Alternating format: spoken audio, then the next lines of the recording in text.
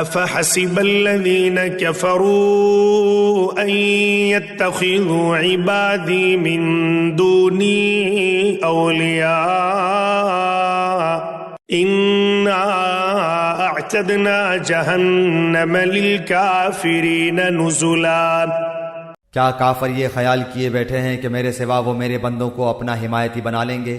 سنو، ہم نے تو ان کفار کی مہمانی کے لیے جہنم کو تیار کر رکھا ہے۔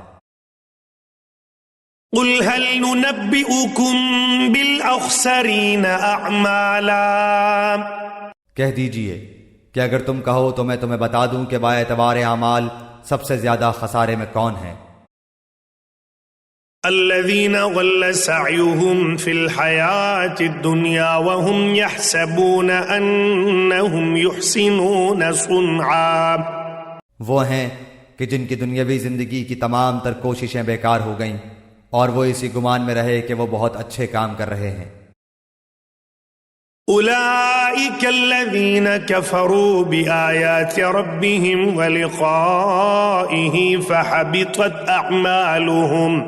فحبطت أعمالهم فلا نقيم لهم يوم القيامة وزنا۔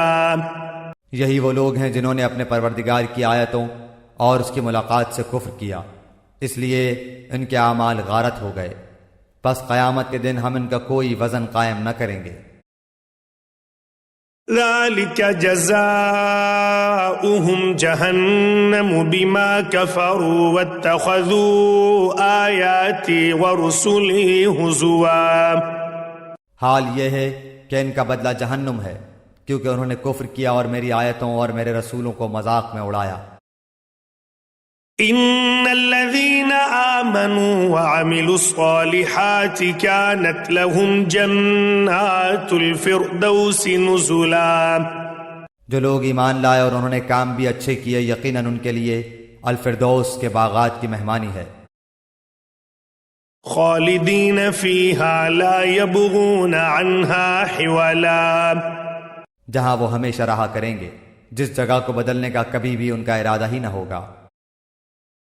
قل لو كان البحر مدادا لكلمات ربي لنفد البحر قبل أن تنفد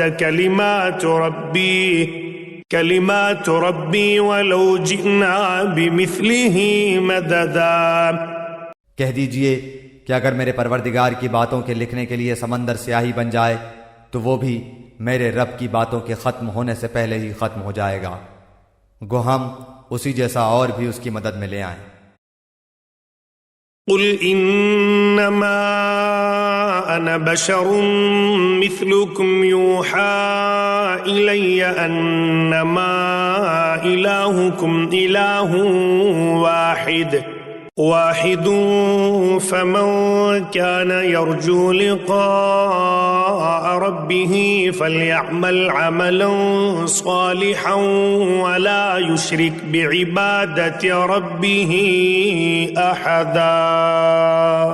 آپ کہہ دیجئے کہ میں تو تم جیسا ہی ایک انسان ہوں، ہاں میری جانب وحی کی جاتی ہے کہ سب کا معبود صرف ایک ہی معبود ہے، تو جسے بھی اپنے پروردگار سے ملنے کی آرزو ہو اسے چاہیے کہ نیک اعمال کرے اور اپنے پروردگار کی عبادت میں کسی کو بھی شریک نہ کرے۔